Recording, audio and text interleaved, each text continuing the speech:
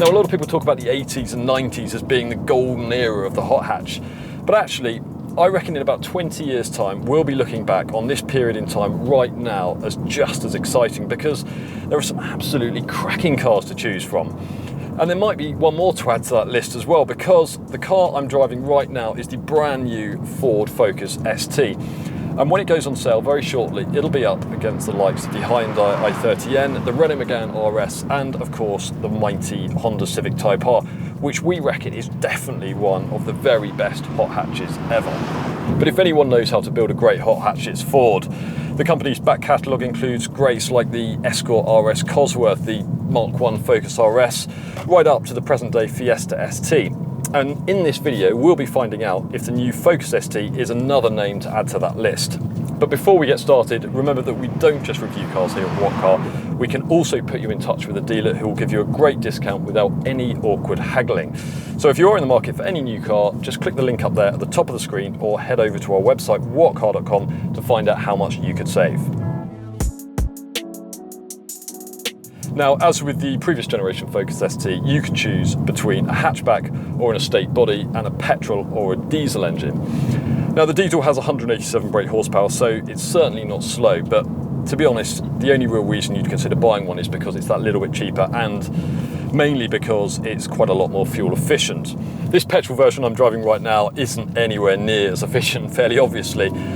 You'll be lucky to get more than about 30 mpg in real world driving, but it is much, much faster. Now, that's because it is essentially the same 2.3 litre turbo engine that powered the old Focus RS. It has been turned down a little bit, powers down from about 345 brake horsepower to 276, but then again, the ST is lighter, it's two-wheel drive, so only the front wheels drive the car. There's no heavy four-wheel drive system that you have to lug around. In fact, Ford says that in gear acceleration, that's the car's ability to build speed from low revs, is actually better on the new ST than it was on the old Focus RS. And I can believe that, because anything more than about 1800 RPM, the way this car builds speed is really impressive. Now, you can rev it to 6000 RPM and beyond. It sounds really good when you do so, but actually it doesn't feel like there's a great deal of point in doing that. It's not like a Honda Civic Type R, for example, which you really need to thrash to get the best from it. This is a car that you can change gear at 4000 RPM, 6000 RPM, and it doesn't really feel like there's a great difference when it comes to performance.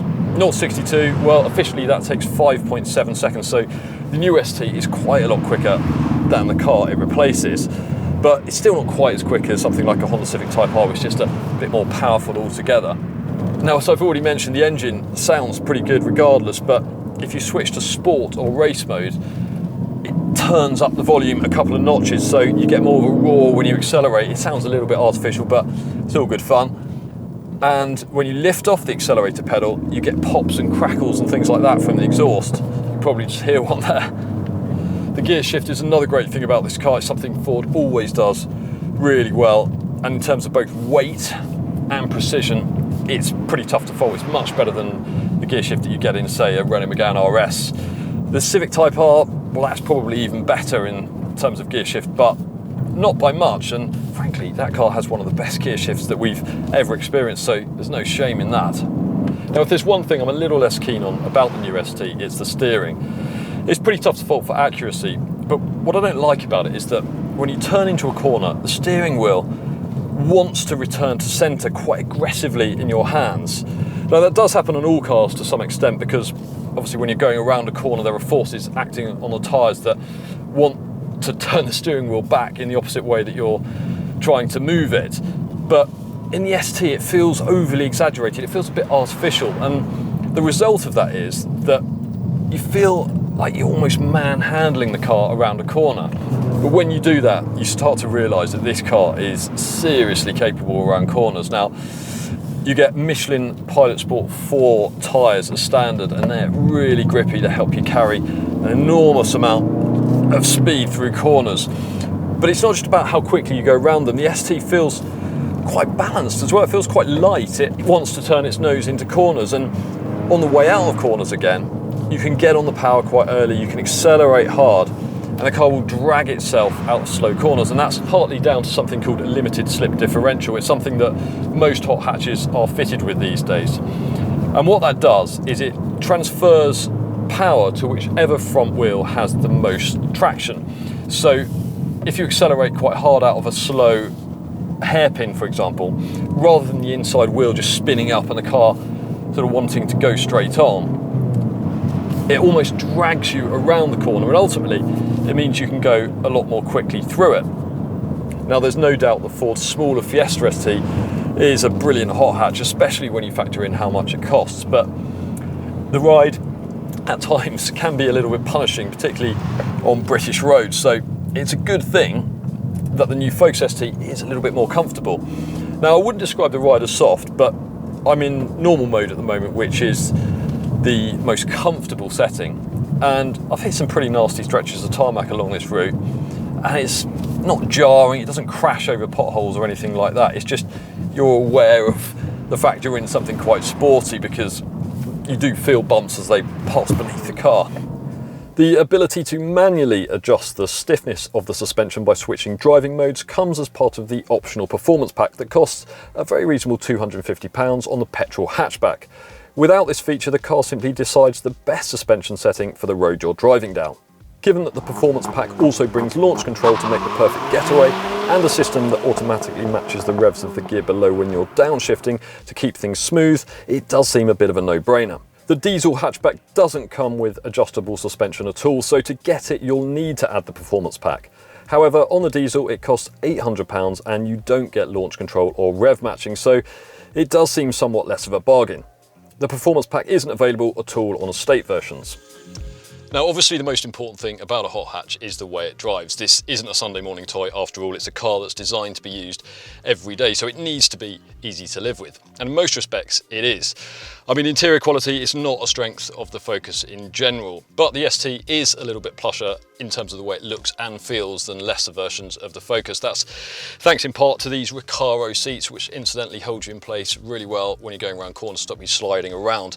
And you also get a few obligatory red ST badges and a bit of carbon fibre effect trim. In other respects, the driving position is very good as well. The steering wheel, the seats and the pedals, they all line up very nicely. And the dashboard is pretty easy to use as well. You've got big chunky dials for the aircon here and clearly labelled buttons. Now, the infotainment system is usually a weakness of the Ford because it's up against regular family cars like the Mazda 3, the Skoda Octavia and the VW Golf. But actually, compared with its closest hot hatch rivals, the ST stacks up pretty well for infotainment. It's a lot better than the system you get in a Renault Megane RS, for example, and the Civic Type R, well, that has one of the worst infotainment systems that's fitted to any modern car. And you get plenty of gadgets as standard as well. You get Apple CarPlay and Android Auto smartphone mirroring, and a 675 watt B&O sound system. But here are 5 more things you'll want to know about the new Focus ST if you're thinking about buying one. The petrol hatchback version, which is the one you really want, starts at around about £32,000, so it's a little bit more expensive than an i30N or a Megane RS, but you do get a lot of standard equipment. Both petrol and diesel models come with a 6-speed manual gearbox as standard, although from August the 2.3 petrol will be available with a 7-speed auto as well. There are 7 colours to choose from that vary in price from free with the car, if you're happy with bright red, right up to £800 for this metallic orange Fury and performance blue, neither of which is offered on regular versions of the Focus. Stopping power wasn't a strength of the previous generation Focus ST, so this time around Ford has fitted bigger brakes that not only stop you quicker, they also stand up better to prolonged hard driving. And remember that Ford dealers are known for being pretty generous when it comes to discounts. Now, the ST won't be available with the same sort of savings as other Ford models for at least the first few months, but it's still worth heading over to our website whatcar.com to find out how much you could save.